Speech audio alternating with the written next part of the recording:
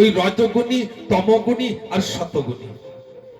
যদি বুঝতে যদি একটু ভুল হয়, কাউকে বুঝতে যদি একটু কষ্ট হয়, তা আপনি রাবণ, কুম্ভকর্ণ আর বিভীষণকে নিতে পারেন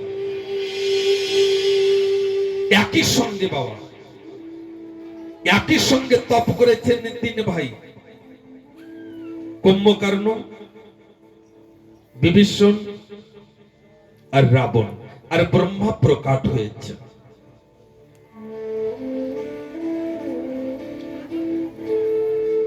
রাবণ কি চেয়েছেন? শক্তি চেয়েছেন, আমাকে শক্তি চাই, হে ব্রহ্মাদেব আমাকে শক্তি দাও। কুম্ভকর্ণ কি চেয়েছেন? আমাকে খাওয়া দাও আর ঘুম দাও। আর ওই বিভীষণ কি চেয়েছেন? যে হে ব্রহ্মাদেব আমি যেন সেই শ্রী হরির চরণ পাই। একই মায়ের গর্ভের থেকে এসেছেন, একই পিতা, আর তিনজন ভাই, আর তিন ভাই তিন প্রকার।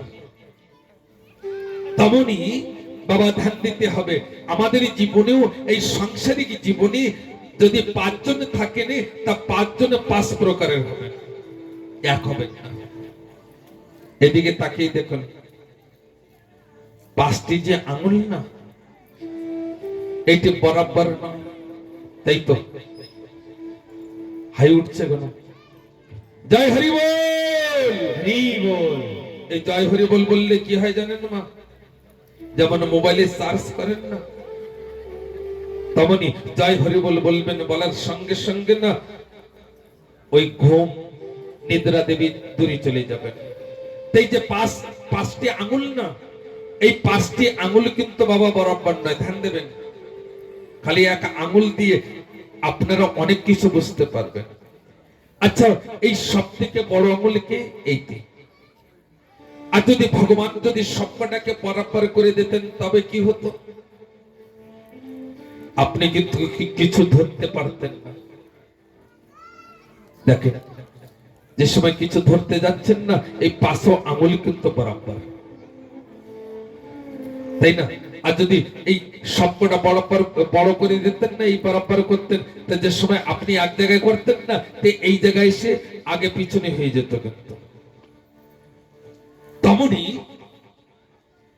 আমাদের সংসারেও জীবনে মনের মানব পাবেন না। যাকে যাকে ভালোবাসবেন না, সেইটি কষ্ট দেবেন, দুঃখ দেবেন, বেদনা দেবেন।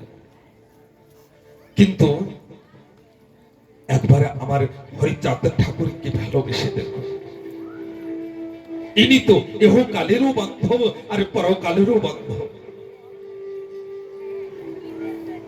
হে ঠাকুর ভক্তগণ, ইনি ইহকালের বান্ধব আর পরকালেরও বান্ধব। আসেন কথার ভিতরে আমরা একটু প্রবেশ করি। এই জন্য আপনাকে জানতে হবে যে আপনি কোন গুণের, আপনি শতগুণের না তমগুণের না রজগুণের। আসেন।